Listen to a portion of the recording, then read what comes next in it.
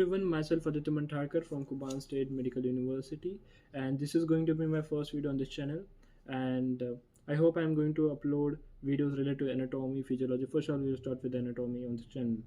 And I thought to make such kind of videos because first of all I want to revise the previous stuff. So while preparing for the video, I need to go through the topic thoroughly.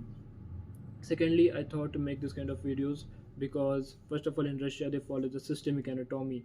That means they will teach bones first, then they will teach muscles, then will teach spranko, which is the organs, and further on. But this is not the same in the case of India. If they are teaching upper limb, they will cover everything. They will cover bones, they will cover muscles, they will cover veins, arteries, everything. So that's what the point. And also the students from the Kuban University will be more helpful. They will get more help from this video because I know the teachers for the anatomy, the way they ask the viva. So accordingly I have prepared these videos. And the first video we're going to talk about, on this video we'll be discussing the basic terminologies on the basic stuff you must remember before starting the anatomy, because you will come across these things again and again in the anatomy. So in this video we will be covering the anatomical position, we'll be covering the anatomical position, supine position, prone position, lithotomy position, anatomical planes. Basic terminology is very important, and the terms to describe the bony features. First of all, we will be starting with the anatomical position.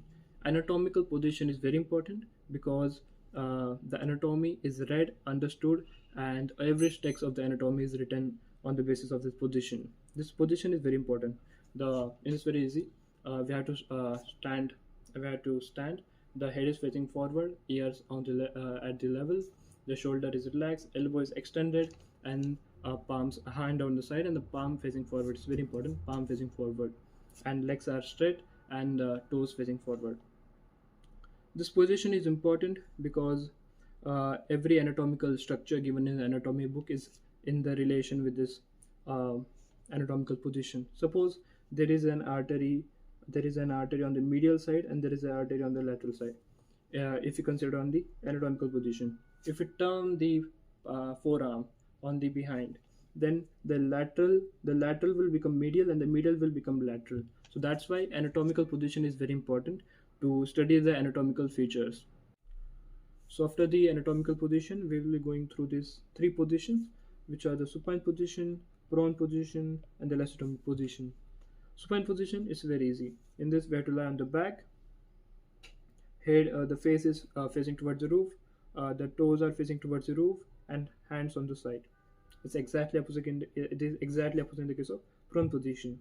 In this, we have to remember that the structure present on the posterior side will remain on the posterior side. The structure present on the anterior side will always remain on the anterior side. The anatomical structure will not change. It will be same as the anatomic position. After that, the lithotomy. Lithotomy, in this we have to lie on the back, also called as the baby birth position. The hips are semiflexed, knees are semiflexed, and there is an abduction between the hip and the knee joint. This position is mainly used to showcase the perineal area, and all these positions are important because certain test or certain diagnosis is done in particular positions. So after studying all the three positions with the anatomical position, we'll be going through the anatomical planes. So there are three anatomical planes we have to remember. The first one is mid-sagittal plane, second one is the coronal plane, and third one is called as the transverse plane. Transverse plane is also called as the cross section. So first one is mid-sagittal plane. This plane passes from the mid of the body and it divides body into right and the left equal half. This is a mid-sagittal section which divides body into right and the left half. And it is equal, it is not unequal. The sagittal section divides body into right and the left equal halves. The name sagittal comes from the sagittal suture which are present on the skull, like here. We have a sagittal suture here. So on the base of it, we have given the name mid-sagittal suture. After that, we will going through the coronal section. Coronal plane. Coronal plane, it is a plane which divides the body into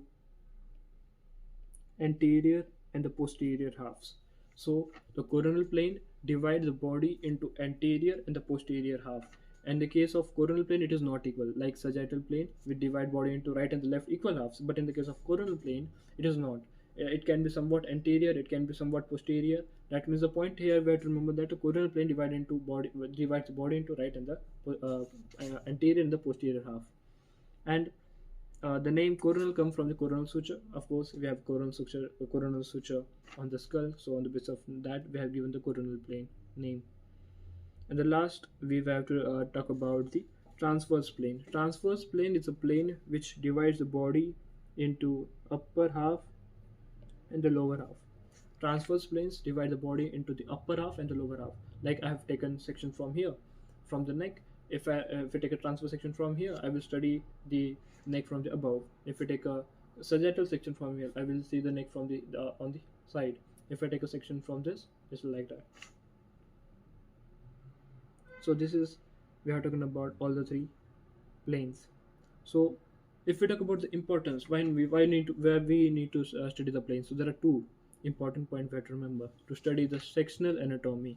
That means by taking the section, we can study the internal structure of the body. That's why it is important. And also to study the movement.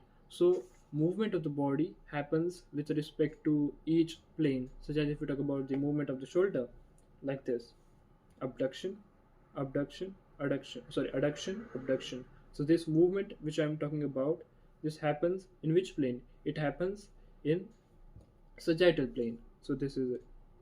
Also, if we talk about, if I take a section, let's imagine I have to take a section from this side. What do you think this section is going to be?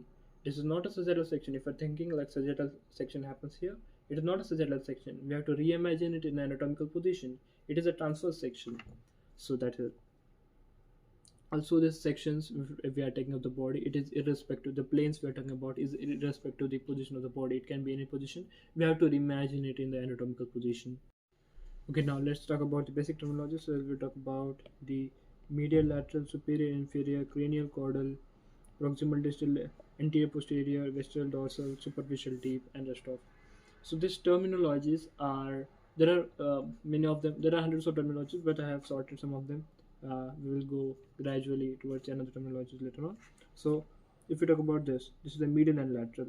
All these terminologies are related to, they are in the relation with each other. So such as if we talk about first one, which is the medial and lateral. Let's see. So as we all know, medial, okay, as we all know, this is the midline. So the structure which are present close to the midline is going to be the medial. The structure which are more close to the midline are going to be medial. The structure away from the midline is going to be lateral. Such as if we talk about the sternum, sternum is here, humerus is here. So sternum is medial, humerus is lateral. If we talk about, let's see the points. So there are 3 points here, 1, 2, 3. So this point is medial with respect to this point, because it is more towards the midline with respect to this. So this is more lateral and this is more medial. So this point become medial, this become lateral. If we talk about this with relation to this, so this point is going to be medial and this is going to be lateral, because as we have to remember that the medial and lateral on the basis of midline. So this point is going to be medial, this is going to be lateral.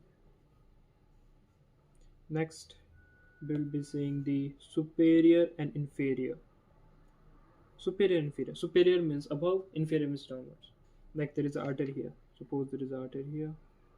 There is one artery here. There is one artery here. So this artery is superior to this artery. Superior means above, and inferior means below. Cranial and caudal, same.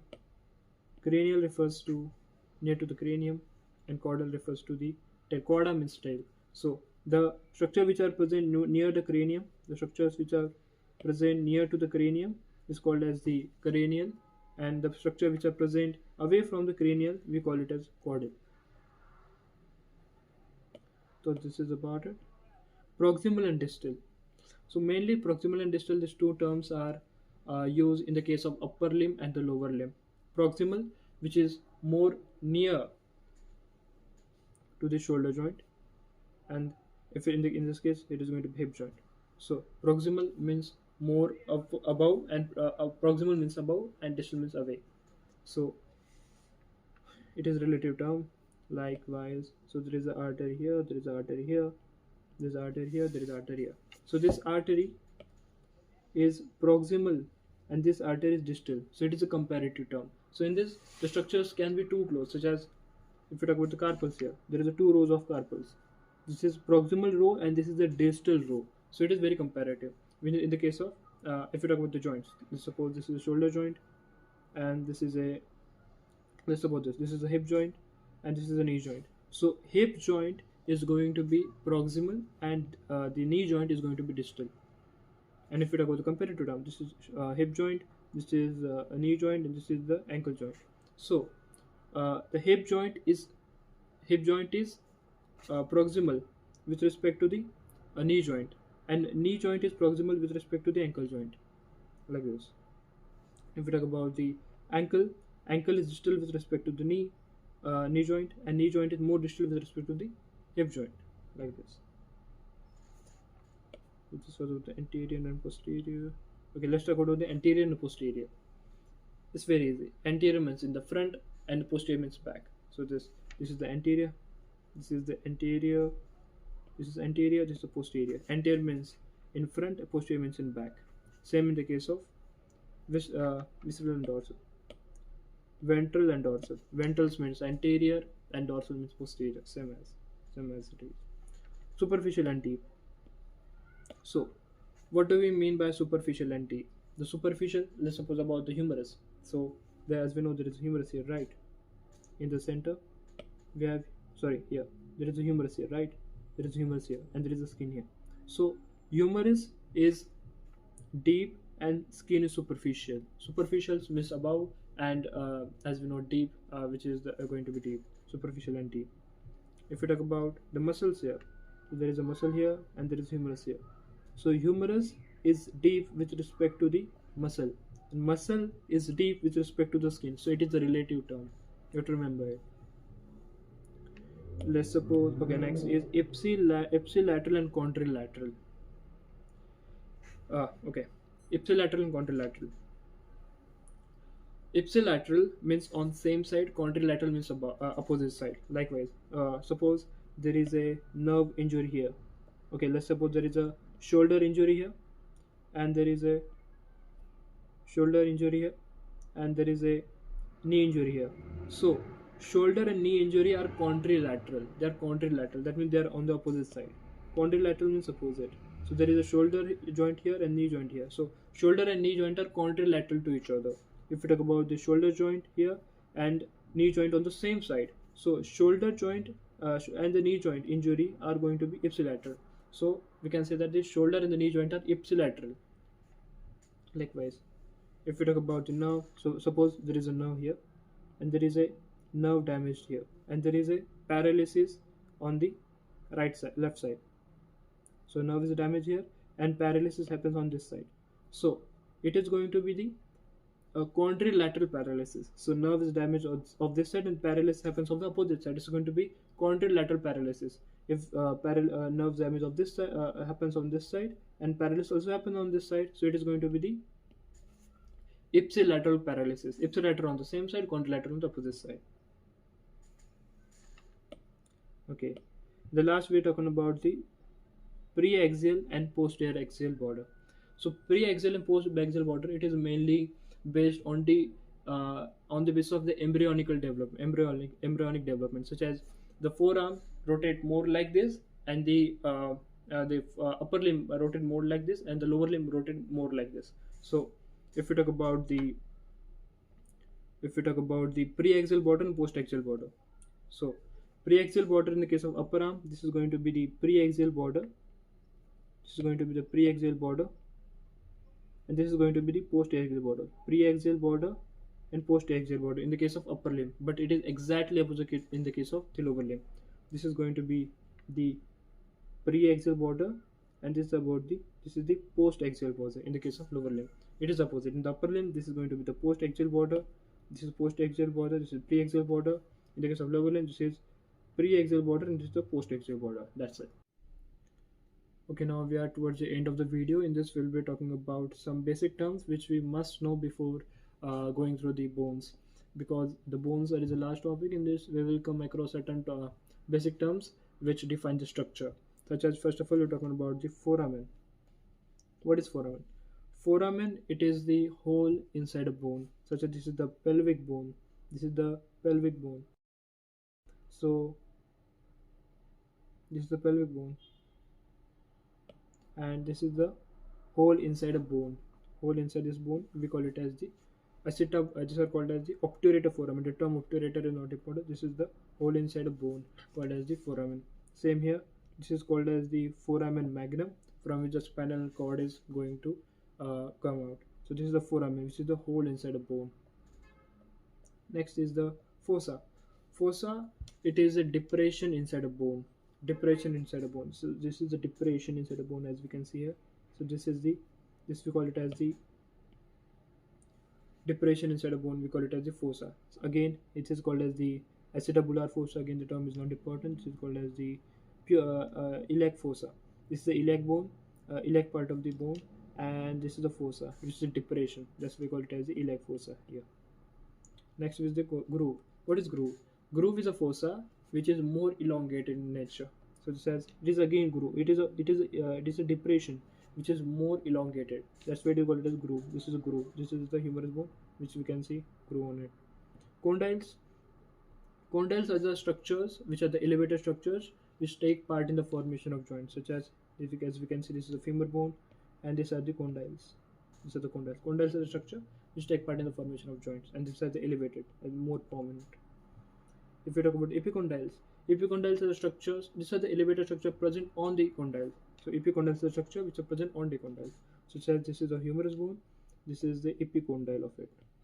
Such as this is going to be the condyle. This is going to be the epicondyle. It can be lateral and medial on the basis of the location. Laterally, medially located. After that, if we talk about the head. Head, it is a structure, rounded structure, circular structure, spherical structure, which help in the formation of joint, such as this is the femur bone, help in the formation of the hip joint. So this is called as the head. Again, this help in the formation of shoulder joint. This is the humerus bone. It is the elevator structure, rounded spherical structure called as the head.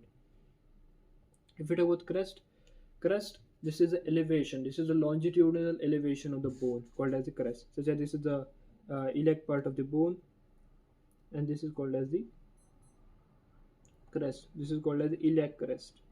Crest at the elevation on the bone, longitudinal elevation of the bone called as crest. If we talk about spine, spine is similar to crest, but it is more, as we can say, it is more sharp. So that this is, as we can see, this is a scapula present here. This is scapula. This is the spine of the scapula, which is this is the elongated elevation over a bone, which is called as the spine, which is more sharp as compared to the crest. If we talk about tubercle, tubercle are the elevator structure which does not take part in the formation of joint, such as tubercles are smaller in nature. So this is tubercle. This is humerus. This is the humerus bone. This is called as tubercle. Lesser tubercle, greater on the basis of size. So this is the tubercles. These are the elevator structure present on the bone, does not take part in the formation of joints. Same if we talk about the tuberosities and tubercle.